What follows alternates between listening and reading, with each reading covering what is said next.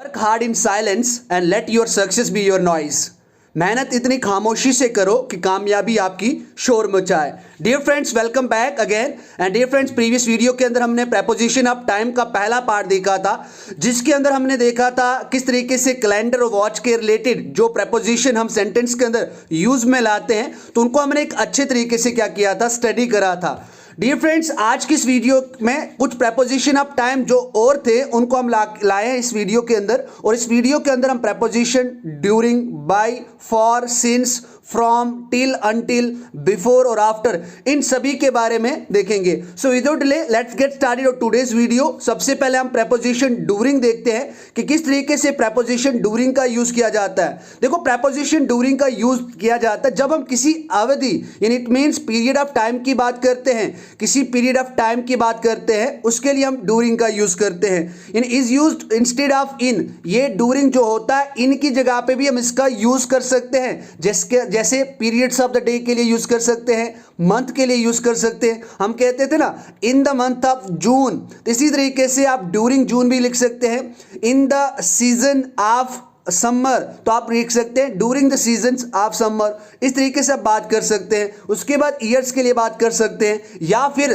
सदी, सेंचुरीज के लिए भी यूज आप कर सकते हैं। या फिर जो एक आइडिया बताए जिसके अंदर आपको कुछ ऐसा लगे कि कोई चीज कंटिन्यूस चल रही है एक स्पेसिफिक पीरियड तक।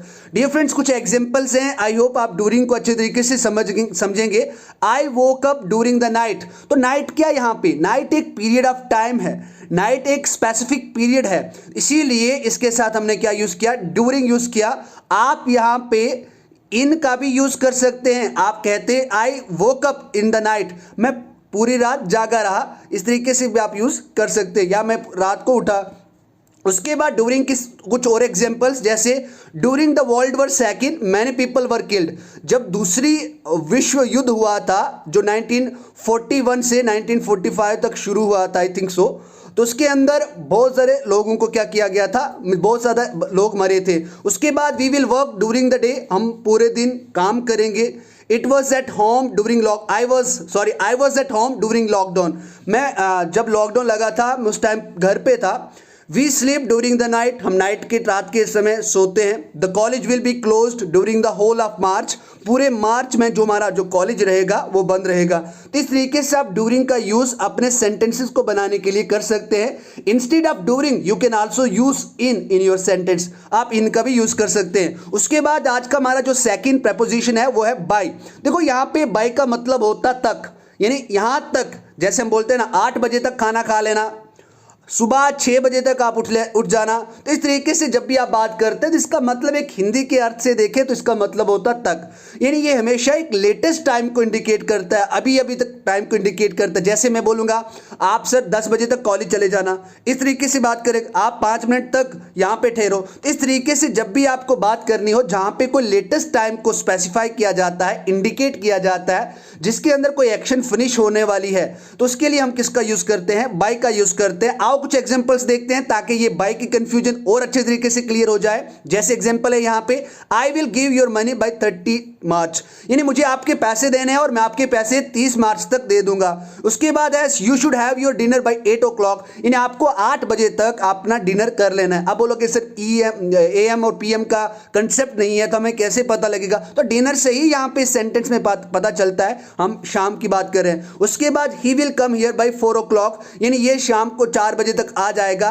उसके बाद her eyes filled with tears. अब देखो, यहाँ पे बाय का एक दूसरा कंसेप्ट भी होता है, यानी विद का अर्थ साथ होता है। इसकी जगह पे आप बाइक की जगह पे विद का भी यूज कर सकते हैं। Her eyes filled with tears, देखो बाइक का मतलब कि एक दूसरे सेंस में द्वारा होता है, इसीलिए her eyes filled with tears, इसका मतलब है कि उसकी आंखें आंसू से भर गई, आंसू के साथ भर गई। I welcome you with a smile, really मैंने जब आप वीडियो शुरू करा था तो मैंने आप सभी का स्वागत एक अच्छी मुस्कान के साथ किया था।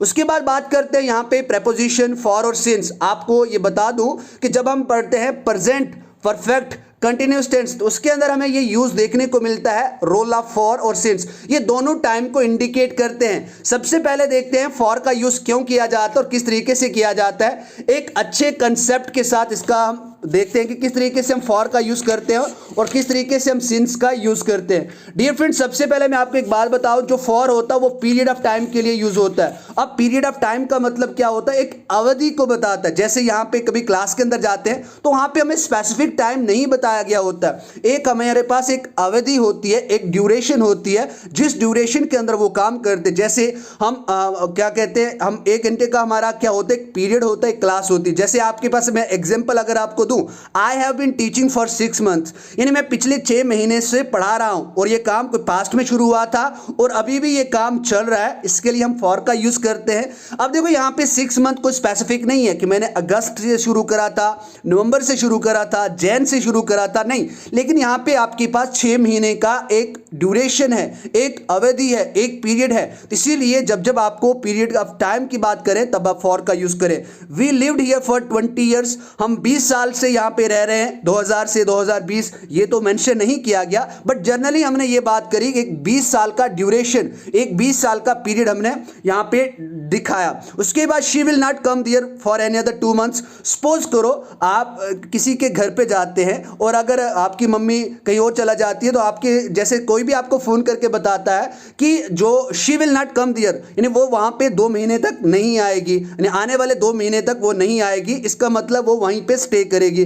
उसके बाद है we have been watching your videos for 20 days, ये आपकी ओर से सेंटेंस लिखा गया यहाँ पे। आप कहोगे कि सर हम पिछले 20 दिनों से आपके स्मार्ट कोर्सेज की जो वीडियोस है उनको वॉच करते आ रहे हैं, यानी 20 दिन पहले मैंने कोई काम शुरू करा था और अभी तक आप उस काम को कर रहे हैं टिल दिस टाइम, यानी इस टाइम तक आप उस काम को देख रहे हैं या वॉच कर रहे हैं या वीडियोस को आप अच्छे तरीके से वॉच करने के बाद रिटन नोट्स बना रहे हैं। तो इसलिए यहाँ पे कोई पास्ट में काम शुरू हुआ था, अभी प्रेजेंट में भी वो काम चल रहा है और आप तक पहुंच रहा है, उसको बताने के लिए हम फॉर का यूज करते हैं जो पीरियड ऑफ टाइम को बताता है। उसके बाद ये फ्रेंड्स बात करते हैं सिंस की बात करते हैं, तो सिंस का यूज आप सभी को पता है, जब भी हमें एग्जैक्ट टाइम को बताना होता है। जिस तरीके से अगर मैं आपको बोलूं कि मैं आपको मॉर्निंग 6 से कॉल कर रहा हूं, इन 6 बजे से आपको कॉल कर रहा हूं, तो यहां पे 6 क्या है, 6 इज ए एग्जैक्ट पॉइंट। तो यहां पे ये क्या है, एक एग्जैक्ट पॉइंट है। जब भी आपको एग्जैक्ट पॉइंट ऑफ टाइम की बात करनी हो जो किसी पास्ट में शुरू हुआ था, यानी पास्ट फॉर्म की बात करें, उसके लिए आप किसका यूज करते हैं, सिंस का यूज करते हैं। और ये काम देखो, अब देखो यहां पे अगर मैं आपको इस तरीके से बताऊं,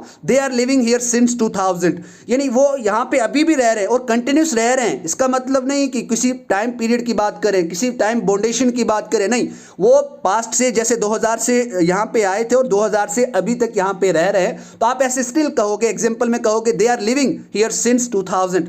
she has been crying since morning, वो मॉर्निंग से, सुबह से क्या कर रही है, रो रही है। इस तरीके से आप सिंस का यूज कर सकते हैं। Nothing has changed since the last year, जिस तरीके से कोविड-19 का प्रकोप पिछले साल था, सेम उसी तरीके से यहां पे भी, यानी कुछ भी नहीं बदला है। I have been teaching since 1 o'clock, मैं 1 बजे से पढ़ा रहा हूं। तो यहां पे एक क्या है, एक स्पेसिफिक टाइम है, एक एग्जैक्ट टाइम है। इसमें यह बताया जा रहा है कि मैंने 1 बजे कोई काम शुरू करा था, लेकिन अभी तक मैं उस काम को कर रहा हूं, जब तक जैसे मैं टाइम ऑफ स्पीकिंग मैं अभी बोल रहा हूं, इसका मतलब अभी तक मैं उस काम को कर रहा हूं। तो जब भी आप बात करें एग्जैक्ट पॉइंट ऑफ टाइम की बात करें, यानी पॉइंट ऑफ टाइम की बात करें जिसके अंदर आप ये बताएं कि कोई काम आपने पास्ट में शुरू करा था लेकिन अभी तक वो काम चल रहा है, उसको बताने के लिए आप सिंस का यूज करते हैं।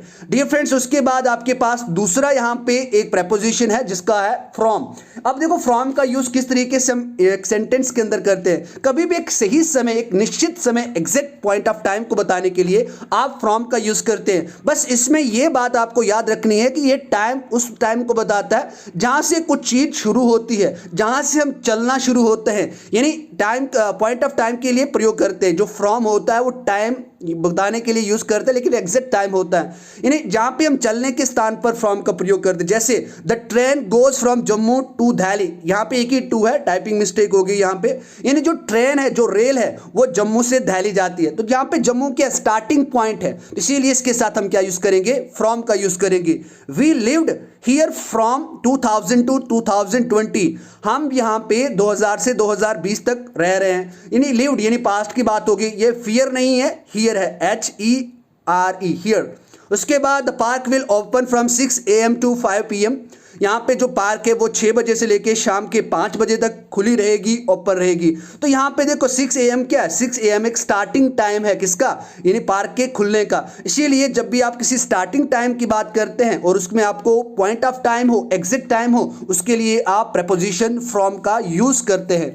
उसके बाद बात आती है टिल और अनटिल। सभी को कंफ्यूजन रहती है, सर क्या टिल और अनटिल डिफरेंट है क्या? नहीं, टिल और अनटिल डिफरेंट नहीं है। इनका मतलब होता है means up to. Up to का मतलब होता है यहां तक, हम बात करते हैं ना यहां तक। उसके बाद इसका यूज हम किस तरीके से यूज करते हैं, ये उन चीजों को बताता है जो चीजें मींस कुछ टाइम शुरू हुई है और अभी अभी आके रुकी है, देन स्टॉप, और उसके बाद रुक जाती है, उसके लिए हम यूज करते हैं। जैसे मैं आपको बोलूंगा कि मैं दिन भर आपका इंतजार कर रहा था, मैं यहां पे 7 बजे तक यहां पे था, यानी मैं 7 बजे तक यहां पे था, तो आप क्या बोलोगे? I was here till 7 o'clock। तो इस तरीके से आप बात करोगे।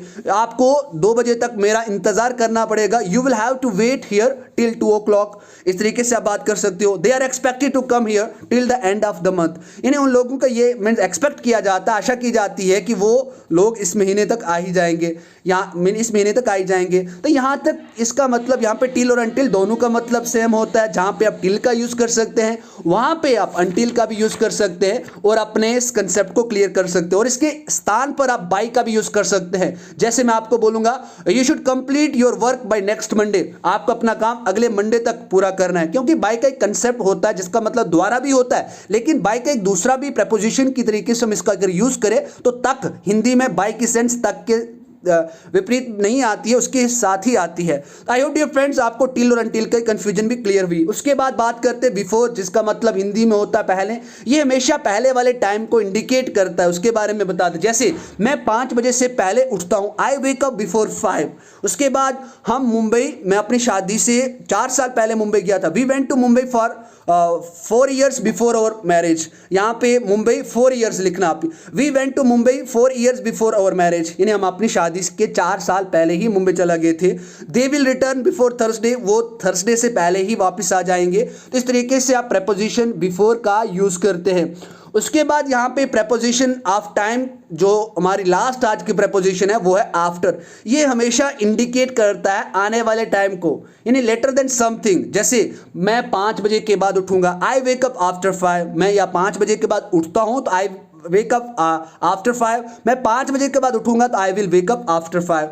We went to Mumbai 4 years after our marriage. तो यहाँ पे टाइपिंग मिस्टेक है, we went to Mumbai 4 years after our marriage. हम अब मुंबई 4 साल, अपनी शादी के 4 साल बाद गए। तो इस तरीके से ये इंडिकेट ये करता है कि उसके बाद, किसी चीज़ के होने के बाद, जैसे they will return after Thursday, वो थर्सडे के बाद वापस आएंगे। तो इस तरीके से आप और भी कुछ सेंटेंस बना सकते हैं। जैसे मैं बोलूँगा ही कैम हियर आफ्टर 1 o'clock, यानी वो 1 बजे के बाद आएगा। He will come here after 1 o'clock, यानी अगर कैम की बात करी जाए तो पास्ट इंडेफिनिट की बात हुई, वो 1 बजे के बाद आया। तो इस तरीके से आप प्रेपोजिशन ऑफ टाइम के अंदर जिस तरीके से हमने कवर किया, after, before, till, until, from, since, for, by, during, उसके बाद इन, एट, ऑन, इन सभी को अच्छे तरीके से हमने समझा। डियर फ्रेंड्स, आई होप कि आपको प्रेपोजिशन ऑफ टाइम आपका क्लियर हुआ होगा। God bless you, thank you very much for watching this video and please keep sharing and keep supporting bright Avishkar. Thank you very much.